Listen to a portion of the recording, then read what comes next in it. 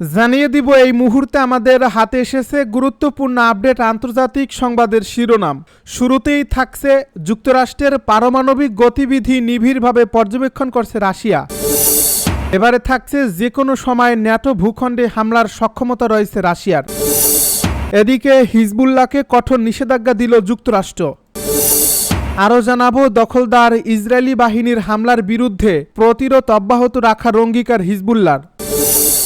সব শেষে জানিয়ে দিব আবারও ক্ষেপণাস্ত্র নিক্ষেপ করল উত্তর কোরিয়া। এতক্ষণ শুনছিলেন হাতে থাকা আপডেট সংবাদের শিরোনাম, এবারে বিস্তারিত। তবে তার আগে অনুরোধ রইল ভিডিওটিতে একটি লাইক এবং কমেন্ট করে জানিয়ে দিন ভিডিও সম্পর্কে আপনার মূল্যবান মতামত। আরও জানিয়ে দিন ভিডিওটি কোথা থেকে দেখছেন বা কোন জেলা থেকে দেখছেন।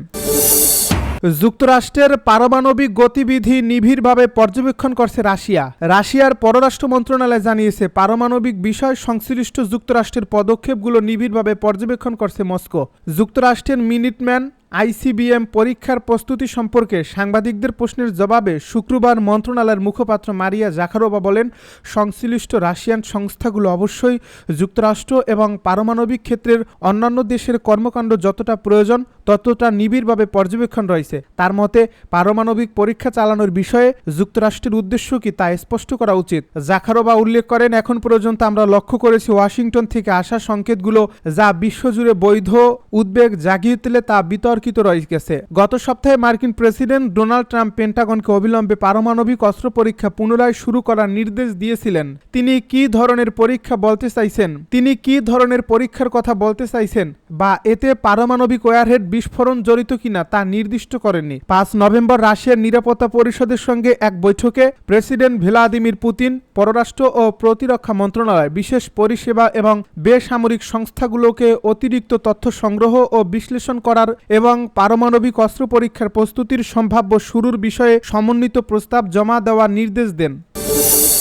যে কোনো সময় ন্যাটো ভূখণ্ডে হামলার সক্ষমতা রয়েছে রাশিয়ার। যে কোনো সময় ন্যাটো ভূখণ্ডে সীমিত পরিসরে হামলা চালানোর সক্ষমতা রয়েছে রাশিয়ার। জার্মানির শীর্ষ সামরিক কর্মকর্তা লেফটেন্যান্ট জেনারেল আলেকজান্ডার সলফ্রাঙ্ক ও এই সতর্কবার্তা দিয়েছেন। তিনি বলেছেন, রাশিয়ার বর্তমান সামরিক শক্তি ও যুদ্ধ ক্ষমতা বিবেচনা করলে দেখা যায় রাশিয়া চাইলে আগামীকালই ন্যাটোর ভূখণ্ডে ছোট পরিসরে আক্রমণ চালাতে পারে। তিনি আরও বলেন, এটি হবে সীমিত ও আঞ্চলিক পর্যায়ের দ্রুত আক্রমণ, খুব বড় কিছু নয়, কারণ রাশিয়া এখনও ইউক্রেনে গভীরভাবে জড়িয়ে আছে। জেনারেল সলফ্রাঙ্ক, যিনি জার্মানির যৌথ অভিযান কমান্ডারের প্রধান এবং দেশের প্রতিরক্ষা পরিকল্পনা তদারকি করেন, তিনি ন্যাটোর সাম্প্রতিক সতর্ক বার্তার প্রতিধ্বনি করে বলেন, যদি রাশিয়া অস্ত্রশস্ত্র বৃদ্ধির প্রচেষ্টা অব্যাহত রাখে তবে 2029 সালের মধ্যেই ন্যাটোর বিরুদ্ধে বড় ধরনের আক্রমণ চালানোর সক্ষমতা অর্জন করতে পারে। রুশ প্রেসিডেন্ট ভ্লাদিমির পুতিন আগ্রাসী মনোভাবের অভিযোগ অস্বীকার করে দাবি করেছেন 2022 সালে ইউক্রেনে রাশিয়ার পূর্ণমাত্রার আক্রমণ ছিল ন্যাটোর বিস্তারবাদী হুমকির বিরুদ্ধে আত্মরক্ষামূলক পদক্ষেপ। বার্লিনের উত্তরে অবস্থিত তার সদর দপ্তরে কথা বলতে গিয়ে সলফ্রাঙ্ক বলেন, ইউক্রেনে ব্যর্থতা সত্ত্বেও রাশিয়ার বিমান বাহিনী এখনও উল্লেখযোগ্য যুদ্ধ ক্ষমতা ধরে রেখেছে এবং পারমাণবিক ও ক্ষেপণাস্ত্র বাহিনীও সম্পূর্ণ অক্ষত রেখেছে। হিজবুল্লাহকে কঠোর নিষেধাজ্ঞা দিল যুক্তরাষ্ট্র। লাইসেন্সপ্রাপ্ত ও অবৈধ মানি এক্সচেঞ্জের মাধ্যমে ইরান থেকে আসা অর্থ পাচার করার অভিযোগে হিজবুল্লাহকে কঠোর নিষেধাজ্ঞা দিয়েছে যুক্তরাষ্ট্র। মার্কিন অর্থ মন্ত্রণালয় বৃহস্পতিবার জানিয়েছে, ডোনাল্ড ট্রাম্প প্রশাসন হিজবুল্লাহর আর্থিক কর্মকাণ্ডে জড়িত ব্যক্তিদের বিরুদ্ধে নতুন নিষেধাজ্ঞা আরোপ করেছে।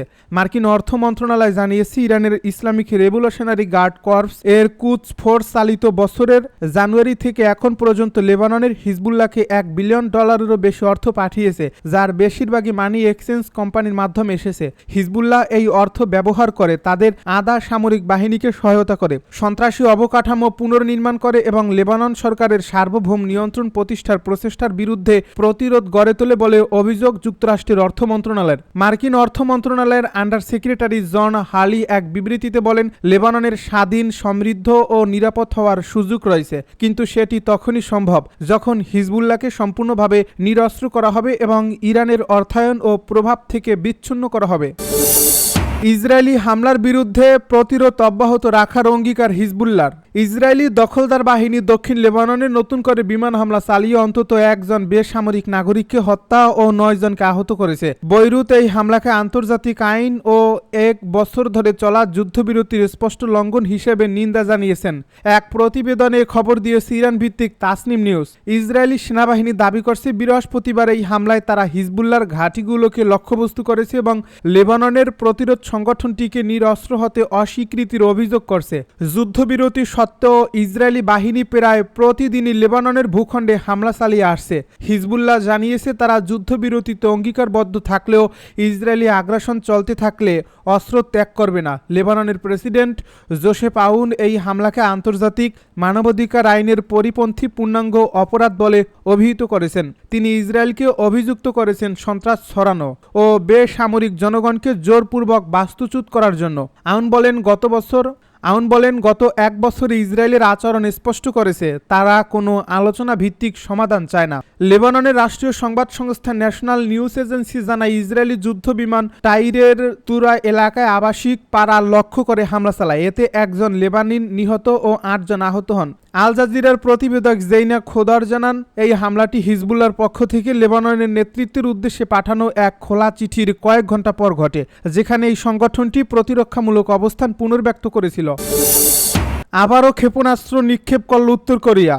উত্তর কোরিয়া তাদের পূর্ব উপকূলের দিকে একটি ব্যালিস্টিক ক্ষেপণাস্ত্র নিক্ষেপ করেছে। শুক্রবার দক্ষিণ কোরিয়া ও জাপান কর্তৃপক্ষ নিশ্চিত করেছে গত 2 সপ্তাহে একাধিক ক্ষেপণাস্ত্র উৎক্ষেপণের পর এবং যুক্তরাষ্ট্রের প্রেসিডেন্ট ডোনাল্ড ট্রাম্পের পিয়ংইয়ংকে নতুন করে আলোচনার আমন্ত্রণ জানানোর পর এই উৎক্ষেপণ ঘটল।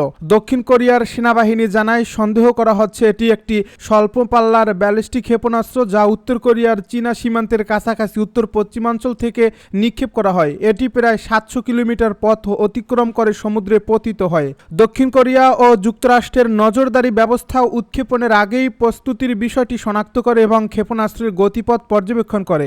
এই তথ্য জাপানের সঙ্গেও ভাগাভাগি করা হয়েছে বলে জানানো হয়। জাপান সরকারও জানিয়েছে উত্তর কোরিয়া সম্ভবত একটি ব্যালিস্টিক ক্ষেপণাস্ত্র নিক্ষেপ করেছে যা জাপানের একচেটিয়া অর্থনৈতিক অঞ্চলের বাইরে গিয়ে পড়ছে।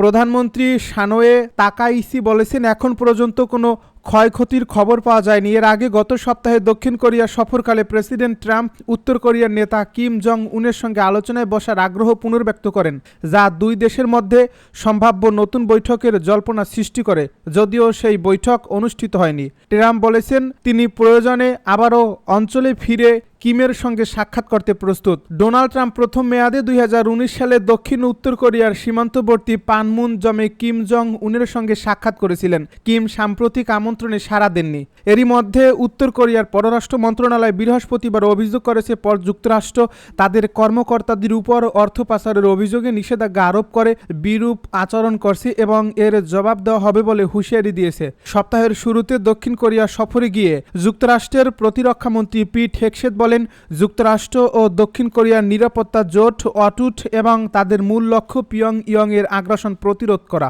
গত মাসেও উত্তর কোরিয়া একাধিক স্বল্প পাল্লার ব্যালিস্টিক ক্ষেপণাস্ত্র, একটি হাইপারসনিক মিসাইল এবং সমুদ্র থেকে স্থল লক্ষ্যভেদী ক্রুজ মিসাইল নিক্ষেপ করেছিল, ঠিক ট্রাম্প ও চীনের প্রেসিডেন্ট শি জিনপিং এর দক্ষিণ কোরিয়া সফরের আগে।